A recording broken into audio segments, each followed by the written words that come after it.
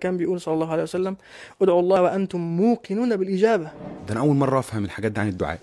ما هو ده اللي موديك في ده، انت اثار الذنوب عليك والسيئات. الصحابه كانوا اذكياء قوي. احنا بنسيبها عشان سنه، والصحابه كانوا بيعملوها عشان سنه. يا رب ده بسرعه، ما تحقق لي كذا، طب ما تديني كذا وانا اديك كذا. طب الشيخ النهارده قال اسمه الصمد، انا اروح ابحث عنه. فلما اجرب الدعاء هو العباده، بدعي ربنا وما فيش اي نتيجه وانا زهقت. ما من عبد يدعو الله عز وجل الا وياخد حاجه من الثلاثه دول وحسن دي كلها اسمها اجابه دعاء.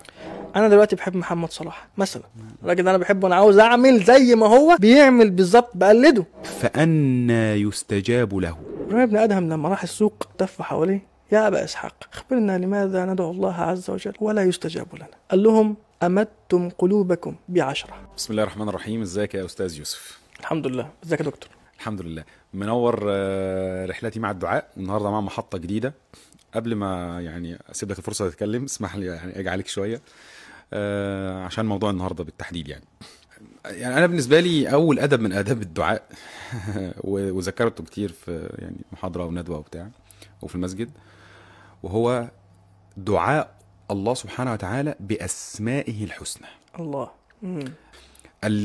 القلب احيانا لما يكرر اللفظ كتير بنفس النسق والنمط بيألفه ويعتاده وبيزهد في الخشوع فيه، يستسيغه بقى خلاص. بيألفه وما بيبقى معتاد بالنسبه له.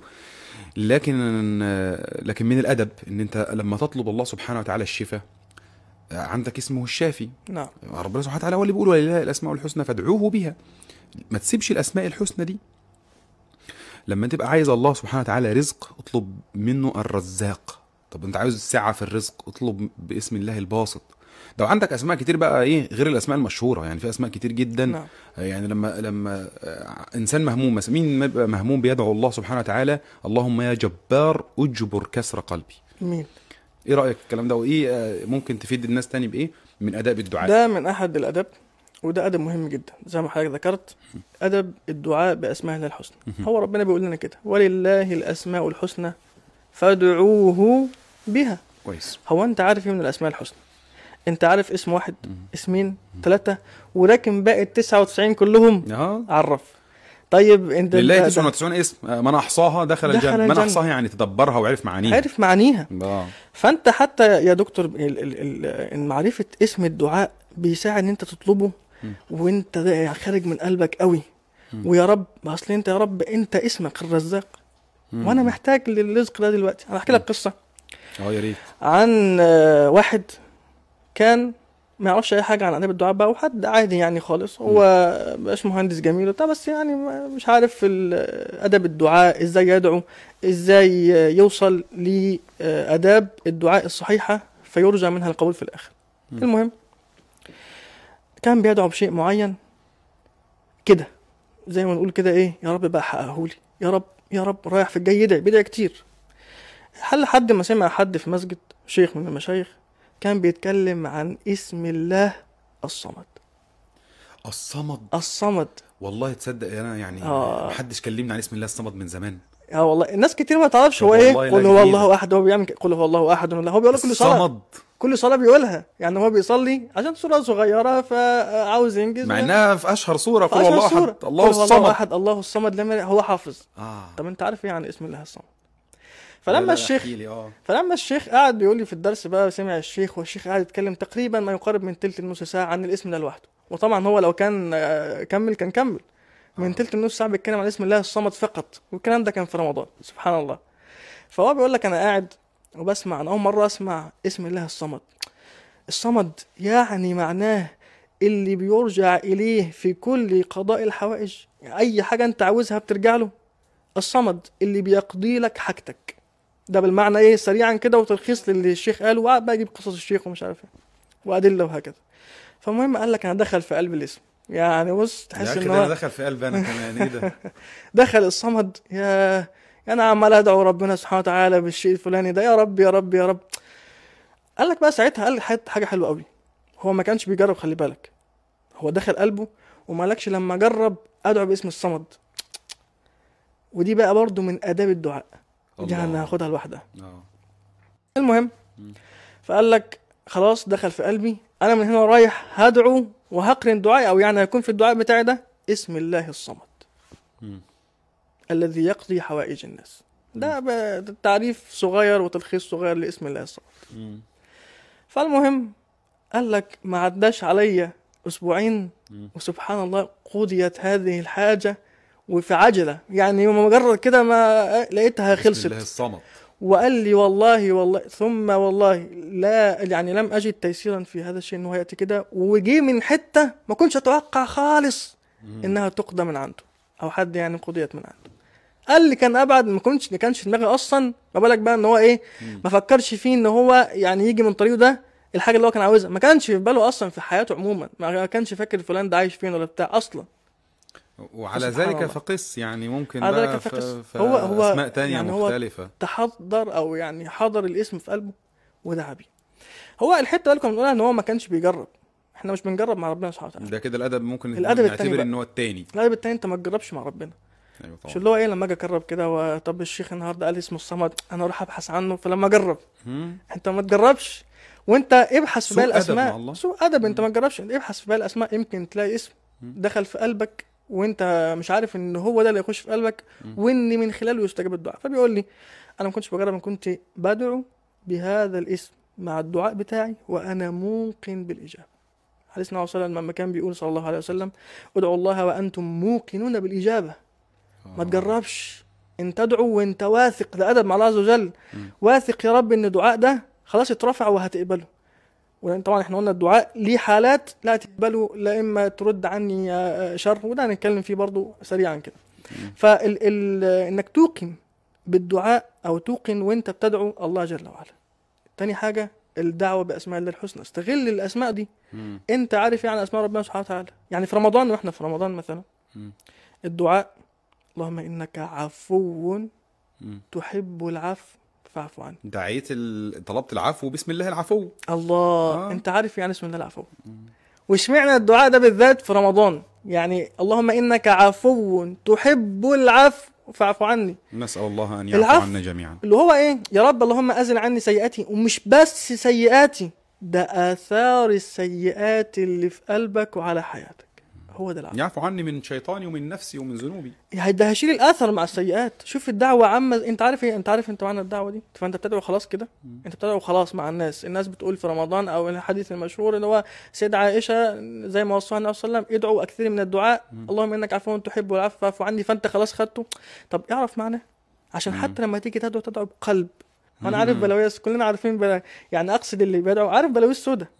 فانت عارف ان انت البلاوي السوداء اللي عملتها دي ليها اثار على قلبك. انت مش قادر تحس بالصلاه. ما هو ده اللي موديك في ده. انت ايه اللي مخليك مش قادر تحس بالصلاه؟ ايه اللي مخليك مش قادر تحس بالدعاء وتستلذ بالدعاء؟ ايه اللي مخليك حتى الصيام مش قادر تستشعر نعمه الصيام؟ اثار الذنوب عليك والسيئات. فانت لما تدعو بالدعوه دي انت ربنا بيشيل عنك الاثار بقى اللي على قلبك دي.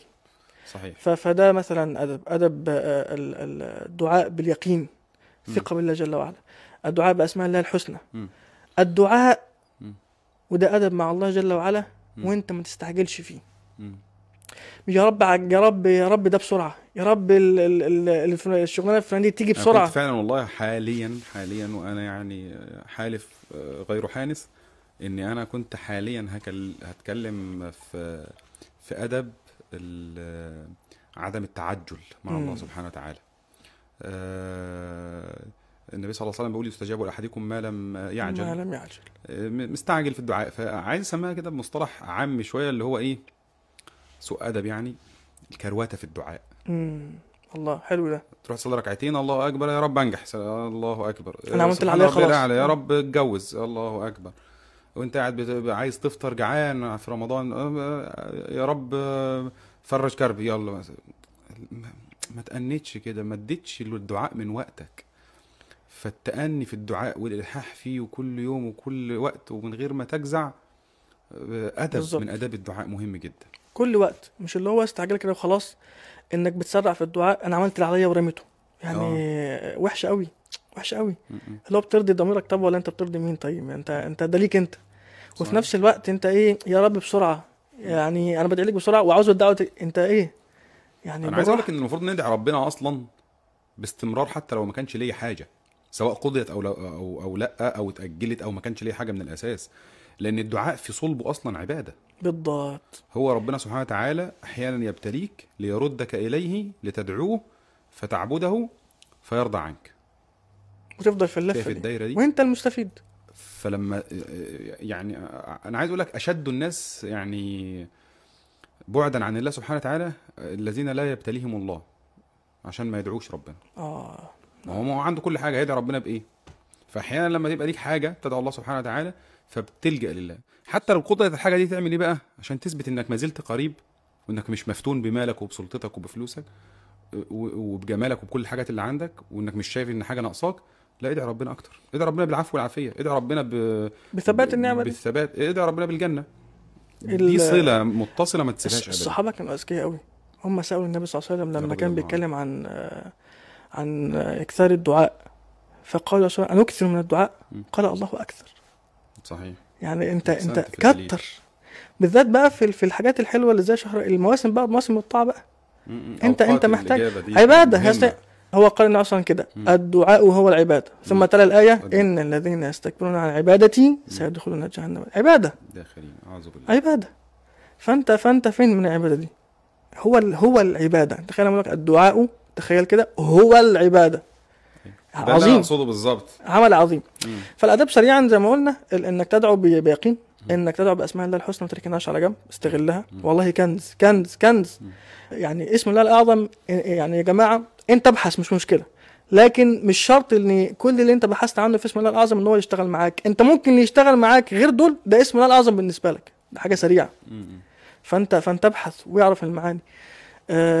عدم الاستعجال في الدعاء برضو بقى طبعا مع حاجات زي ايه، انك تصلي على النبي وانت بتدعو عليه الصلاه والسلام، زي ما قال النبي صلى الله عليه وسلم انك تبدا الصلاه بالحمد والثناء على الله، ثم تصلي على النبي صلى الله عليه وسلم، ثم تدعو بما شئت. تبدا الدعاء صحيح. فبرضه ده ادب من الدعاء. طبعا بقى مع يعني انك ترجو او تيجي تدعو في وقت يكون مستجاب الدعاء. احد مشايخنا بيقول من اداب الدعاء انك تدعو الله سبحانه وتعالى بالاخره اولا. يعني بيقول لك ما تبقاش بخيل لدرجه ان انت بتدعي ربنا بحاجتك الدنيويه بس، وان لازم يكون فيه جزء من دعائك، نصيب يعني من دعائك للاخره والجنه. انا بستغرب احيانا نفسي، واستغرب اي حد يروح يدعي ربنا سبحانه وتعالى ويكلف نفسه ويخصص وقت دعاء، او يقصد وقت اجابه معينه، او وقت السحر، او اي ليله من الليالي المباركه اللي فيها نفحات، او في افطار رمضان مثلا، ويفضل يعد يا رب اتجوز، يا رب الوظيفه الفلانيه، يا رب العربيه بتاعتي تتغير، ولا يا رب تجيب لي عربيه اصلا، يا رب اسكن في المكان الفلاني، يا رب صحتي تبقى احسن وشكلي يبقى احسن كده وشيك ومقبول، يا رب ما اعرفش يبقى كاريزمتي اقوى وما اعرفش. طب والجنه؟ انا شايف ان ده دعاء اعرج بالضبط، ما فيهوش، مش هيكمل حاجه ناقصه كده. انت فيك حاجه ناقصه، يعني فين الدعاء ما كملش. انت اللي انت عاوزه دعاء كفيف، مش ما فيهوش، يعني مش هيوصل لحاجه. ما بيعاش مثلا بحسن الخاتمه. من يعني ادب. وانا عايز اقول لك من الادب ده النبي صلى الله عليه وسلم بيقول لك ايه من الدعاء، من الادعيه الجامعه اللي هو بتاع نسأل الله العفو والعافيه. او الدعاء بتاع النبي صلى الله عليه وسلم اللي هو المفروض من اذكار صباحنا ومسائنا: اللهم اني اسالك العافيه في ديني ودنياي واهلي ومالي وولدي. العافيه بتجمع لك كل حاجه، العافيه في الدنيا وفي الاخره. ولذلك الله سبحانه وتعالى بيقول: ومنهم من يقول ربنا آتنا في الدنيا وما له في الآخرة من خلاق. الله، ده ربنا اتكلم عننا، عن الناس دي في فما تدعيش ربنا بالدنيا بس. لكن بقى اللي بعدها: ومنهم من يقول ربنا آتنا في الدنيا حسنة وفي الآخرة حسنة وقنا عذاب النار. قالوا إن حسنة الدنيا هي العافية، هو انك تدعو الله العافيه فهو عافاك، ما تفضلش بقى يعني بتعدد في حاجات كده. اسال الله العافيه والحاجه الشخصيه الثانيه اللي انت عايزها، وما تنساش الجنه دايما. ده برضه فكرتني بيها من اداب الدعاء. احسنت يعني. نعم، ادب مهم جدا. طيب انا عاوز بقى يعني اخدك بقى في حته تانية بعيد شويه، وهي هل في موانع لاجابه الدعاء؟ ممكن ادعي ربنا كتير وما يستجابش ليا، مش لحكمه، لا، لسبب فيا انا اللي ممنوع من الإجابة، الدعاء بتاعي ما بيوصلش. والله في سبب مع الله عز وجل، وفي سبب مع البشر. سبب مع حلوه نفسك، التقسيمه دي، قول لي. مع نفسك بينك وبين ربنا، وسبب مع البشر. انا خفت. التقسيمة صعبة. جاهز؟ هحاول. طيب، هو طبعا حالات الدعاء سريعا كده سريعا، ما من عبد يدعو الله عز وجل إلا وياخد حاجة من الثلاثة دول. إما أن ربنا يعجل باستجابة دعائه، ده رقم واحد، الحالة الأولانية. رقم اتنين، إن هو يصرف عنه بلاء شديد جدا هو ما يعرفش عنه حاجة. رقم ثلاثة، إن هو ياخدها كثواب عظيم كده في الآخرة، يحط له إيه في ميزان حسناته، وإحنا كلنا محتاجين ليه ثواب واحد وحسنة دي واحد. كلها اسمها اجابه دعاء. بالضبط. طب ينفع مفيش اصلا؟ تعرف بقى واحد أصلا ما وصلش في الثلاثة، أنت الثلاث حالات مش جايين معاك. اعوذ بالله. ودي مصيبه. انت الثلاث حالات انت مش داخل، ان هو اصلا ايه يعني، انت مش واقف قدام الثلاث البيبان من الثلاث حالات، انت بعيد عن الثلاث بيبان اصلا. يعني انت قدامك باب كبير يعني عشان تعديه، فتروح للثلاث بيبان دول. ايه هو بقى؟ قسمنا الاثنين، طبعا العلماء قسموا الاثنين. سبب بينك انت وبين ربنا سبحانه وتعالى، وسبب بينك وبين الناس. سريعا، اللي بينك وبين ربنا لما تكون زي بقى، ان هناخدهم كده ايه في نقاط 10، واحكي لك قصه الإمام إبراهيم بن الأدهم. إبراهيم بن الأدهم لما راح السوق، فجت حواليه ناس كده والتفوا حواليه: يا أبا إسحاق، أخبرنا لماذا ندعو الله عز وجل ولا يستجاب لنا؟ فقال لهم تلخيص في جملة، وراح فندها كده سريعا في 10 نقاط.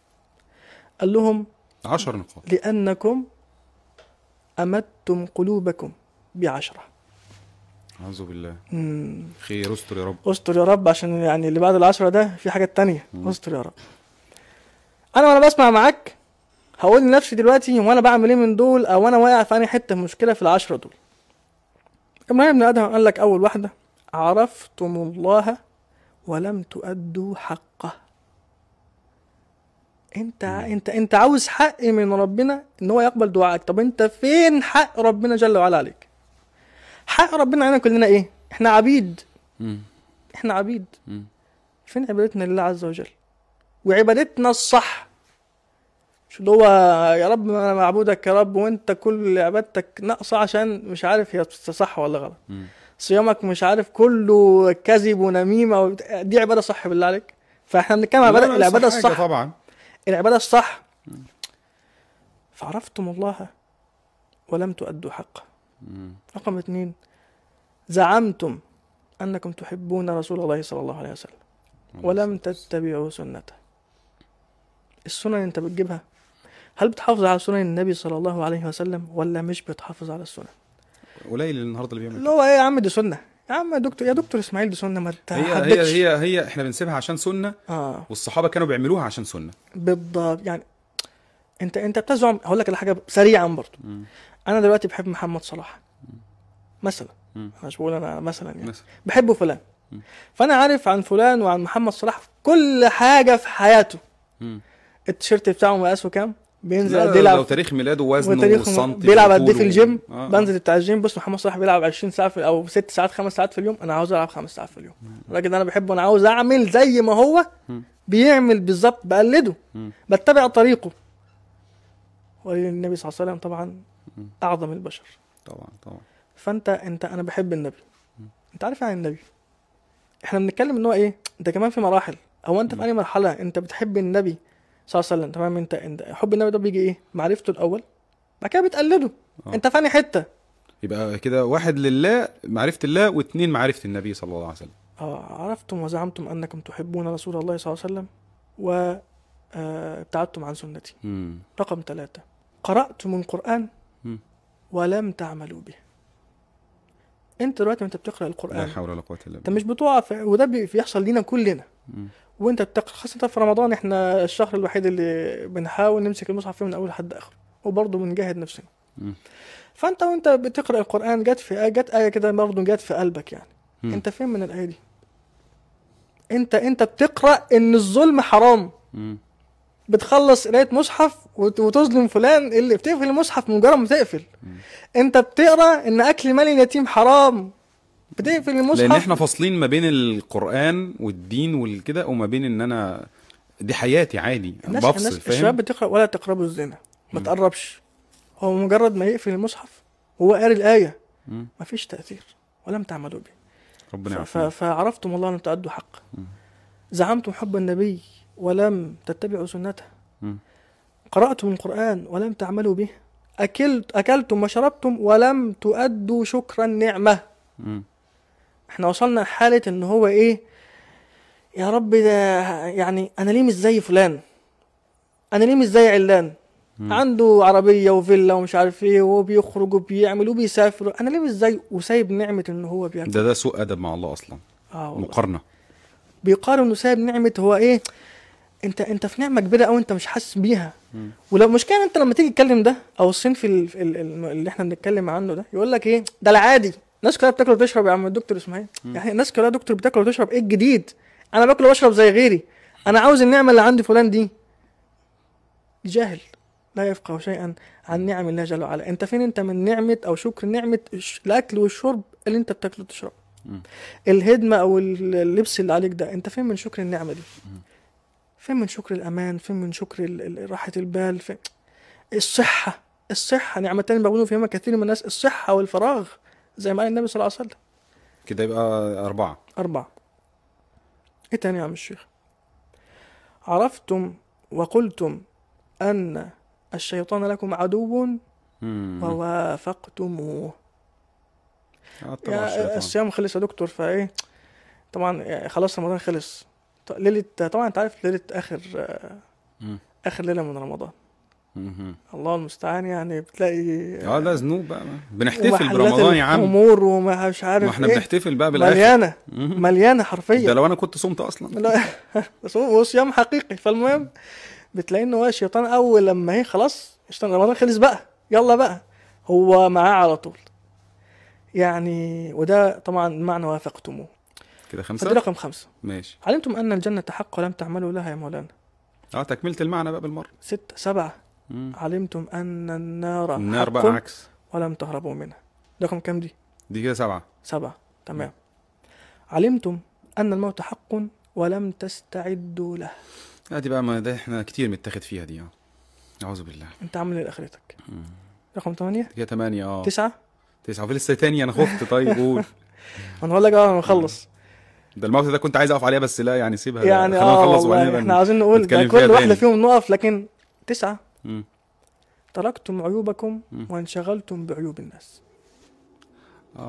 احنا قد ايه بناخدها في اليوم دي؟ كم مره دي؟ انت ما تعداش في اليوم الواحد كم مره؟ انا مش شايف ان ليه عيوب اصلا. فانت لا، هو تركت عيب، وتقول لي عايز يستجاب للدعاء، يقول لك كده بص ده عامل ازاي، وارجع اشك في ايماني في الله. بص ده تخين ودي رفيعه، وبص ده تخين وده رفيع، بص ده عربيته عامله ازاي، بص ده ماسك تليفون زراير ازاي، حاجات بقى شبابي او كبير. مقارنه.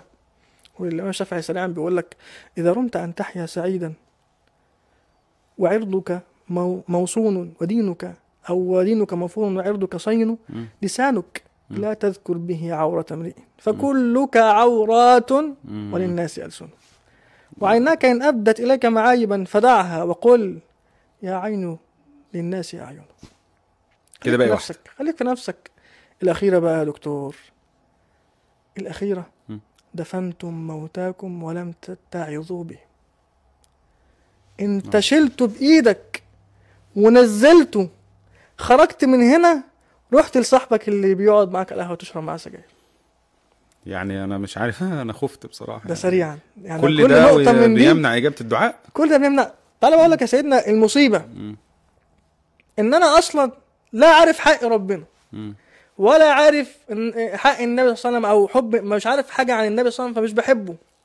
مش عارف حاجة عن الموت يا مولانا. انا مش شايف نعم ربنا عليا، انا مش عامل اي حاجة من دول اصلا. تخيل، ده انا مصيبتي، ده انا بعيد قوي ربنا يعافينا والله. الحقيقة انا يعني خفت من ده القسم الاول من اقسام عدم اجابة الدعاء او موانع اجابة الدعاء، اللي هو مع الله. دي كلها علاقات تعبدية بتحول ما بين العبد وما بين اجابة الدعاء. نعم. في جانب بقى مهمل ومنتشر، وتلاقي الواحد بيصلي بيصوم وما فيهوش اي حاجة، بس برضو الدعاء ما بيستجابش، بس ولا يؤجل بقى للآخرة ولا تقول لي الكلام ده بدعو بيه 10 سنين ما فيش أي حاجة. وهنا من أحد القصص اللي ذكرها بعض المشايخ، بيقول جاله حد المسجد بيقول له بص أنا بدعي ربنا كتير بحاجة معينة عشان تقضى، مثلا انه ربنا يرزقه بالذريه الصالحه، او انه دينه يقضى، او انه يفرج عنه في قصه معينه، او انه يشفى من مرض معين. قال له بدعي ربنا كتير، وانا علاقتي بالله كويسه. يعني كل اللي انت بتقولي لي بقى عن ابراهيم بن ادهم ده، انا مع علاقتي عرفت الله وعبدته وعرفت الرسول خلاص. وقراءه القران وعملت بيه وعرفت الجنه وحبيتها واداب الدعاء وعملتها كل اللي انت عايزه، بس ما انا بيستجابش ليا. فالشيخ قال له طب تعالى انت بتصلي؟ طب فضل معاه واحده واحده كده زي الدكتور. قال له ايوه انا بعمل كل اللي انت بتقول لي عليه ده، بدعي ربنا وما فيش اي نتيجه، وانا زهقت، حاله احباط شديده، بدعي ربنا سنين وحاجه حياتي واقف عليها. قال له طيب ما اكلك وشربك ولبسك حلال؟ فالراجل استغرب السؤال. يعني انا بكلمك في دعاء، يعني المفروض تقول لي ايه؟ تتوضى كويس، اركان الصلاه مظبوطه، عارف الحاجات اللي الناس يعني تسال فيها عاده. يعني عشان كده بقول لك الناس وهي بتدعي في علاقتها مع الله بيفصل ما بين الحاجتين دول، مع ان هما الاثنين بيكملوا بعض. عبادتك على سجاده الصلاه، وفي صيامك رمضان، في التشريعات الربانيه، وعبادتك في تعاملك مع الناس، في مراعاتك لحلال الله والحرام. فقال له انا زمان مش عارف كنت شغال في شركه، وكان في ثغره قانونيه كده، فخدت مبلغ بشكل غير شرعي يعني، وهم مش عارفين حاجه، وهم فلوسهم كتير فمش فارقه، هم بس كانوا منقصين مرتبي ولا حاجه. فتفتكر ده يكون سبب؟ قال له بس امسك وقف على حد هنا ده. وذكر له حديث النبي صلى الله عليه وسلم في صحيح مسلم، قال له ان الله طيب لا يقبل الا طيبا، ان الله طيبا لا يقبل الا طيبا. ثم ذكر الرجل، النبي صلى الله عليه وسلم، ثم ذكر الرجل يطيل السفر اشعث اغبر، يرفع يده الى السماء يدعو يا رب يا رب، ومطعمه حرام، ومشربه حرام، وملبسه حرام، وغذي بالحرام. بيقول لك بقى النبي بيختم لك بكلمة أنا عايزك تفوق كده معايا وأنت بتسمعها. يقول لك فأنا يستجاب له. النقطة اللي احنا فأنا يعني كيف؟ الله. اللي هو تعجب، ده سؤال تعجبي، اللي هو إزاي يستجاب ليه؟ لازم الأكل يبقى حلال، وما فيهوش حاجة حرام، وما ظلمتش حد، وما خدتش من مال، وما كلتش ورث حد، ودي مهمه، وما تظلمش حد، وما ترجعش الحقوق لاصحابها وتقول زمانهم نسيوا، او انت تنسى وتتغافل وبقيت شيخ في اخر حياتك. كل ده ولا اي حاجه، ولا اي حاجه. بيفكرني يا دكتور ده عبادتك كلها بقى منصوره اصلا. ناس كتير بتعمل كده، يبقى شغال في الشركه ويستخدم كيبورد الشركه والكمبيوتر كله بتاع الشركه ليه، لازم تبقى المسيره كلها هل ده ماله حلال؟ واللي قبضه حلال في الاخر انه يستخدم حاجه مش بتاعته ويستخدم المال يعني ياخد من المال العام ليه هو خاص. ده مش بيحصل كتير. بتلاقيه شغال في عربيه بيوصل بيها مدارس، يقوم واخدها ليه هو يوصل بيها المدام واولاده او يعمل عليها حاجه خاصه، وخد من ده كتير. يستخدم تليفون الشركه ان هو يكلم بين الناس وغير حاجات الشركات وحاجات الفلوس، يعني الدخل العام. في قطيعه الرحم. ده الواحد واحنا في زمن بقى ايه ترس داير. يعني احنا هنا نبقى مثلا عايشين مثلا في عاصمه من العواصم، مثلا في القاهره، في اسكندريه، في عاصمه من عواصم الدول التانية، في مكان مزدحم ويعني مليء بالعمل والبيزنس والمواعيد والزحمه ومش عارف ايه والخروجات، والواحد يبقى ليه عمه في البلد ولا خاله ما اعرفش فين، ولا اخت متجوزه في بلد بعيد، مفيش اي تواصل، وعمال يدعي ربنا. ناسي ان ليه اخت المفروض مطلوبه انه يروح يزورها او يسال عنها. او في العيد يقول لك ايه، انا بنزل البلد بروح انام، العيد ده بالنسبه لي نوم. طب والفرصه الوحيده اللي تشوف عمك ولا تشوف قريبك ولا ابن اختك ولا ده بيوصل لامه. ده بقى حنين شويه تقول لي امه. لا مش للدرجه دي يعني. اكتر والله. لا ده يروح يتعالج بقى. تقول لي دعاء، هو مين هيبقى اصلا صحيح بيعمل كده وبيدعي ربنا سبحانه وتعالى؟ فيقول لك انا بنزل بس العيد ده بنام، يعني انا مش عايز حاجه من حد. ولا يجي مثلا فرصه انه ايه، قالوا له قريبك الفلاني اللي هي قرابه درجه اولى ولا تانية راح المستشفى، ولا اخوك مثلا، ده اخوات ما بيشوفوش بعض، وراجل ملتزم ومتدين وكل حاجه، بس بيقول لك انا مش بطيء والله، كان بينا خلاف قديم. يا اخي روح والله ربنا لا هيفتح لك بصله الرحم دي رحمه كبيره جدا، اسمها على اسم الله الرحيم. الله. فدي من آداب الدعاء يعني ايه. حبيت استأنس بكلامك برضو وازودها يعني. وسريعا طبعا الظلم بقى يا سيد. الظلم ظلمات، طبقات بتحيل بينك وبين الدعاء. ما هي ظلمات، انت تحت الطبقات دي. دعائك ما يطلعش من الارض اصلا، انت محتاج تشيل الطبقات طبعا كل ده نسأل الله العافيه، الناس بس تراجع نفسها، وان احنا برضو نراجع نفسنا. كنت بقى بتوعدني انك هتسمعنا آية بصوتك الحلو يا- خاصة بموضوعنا يعني، مش هتحرمنا طيب، طبعا ولا الناس. احنا نقرأ آية يعني في تحت نفس العنوان متعنا. عن الدعاء. طبعا نرجو ان ربنا سبحانه وتعالى يقول لنا في الاخر فاستجبنا له، يا امين والله زي يا ما أخي. قال سيدنا يونس لما كان في بطن الحوت. فيقول الله جل وعلا: وذا النون إذ ذهب مغاضبا فظن أن لن نقدر عليه فنادى في الظلمات أن لا إله إلا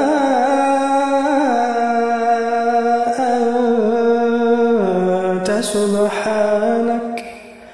سبحانك إني كنت من الظالمين. فاستجبنا له ونجيناه من الغم وكذلك ننجي المؤمنين. اللهم اجعلني منهم يا رب العالمين. امين. فتح الله لك اللهم آمين يا رب وعليك. العالمين. والله يعني آيات جميلة وأفضل ما نختم به يعني، خلاص ما فيش حاجة تتقال بعد كده يعني. ربنا يتقبل يا رب. فربنا يفتح عليك، أنت شرفت ونورت، وأنا يعني استفدت منك. الله يكرمك. وآداب الدعاء وموانع إجابة الدعاء حاجات مهمة جدا لازم ننتبه ليها، فشكرا إنك نبهتني على الحاجات دي. أنا شخصيا هاخد بالي منها يعني. ونورت وشرفت محطة من محطات رحلتي مع الدعاء، ونراكم قريبا إن شاء الله في محطة جديدة.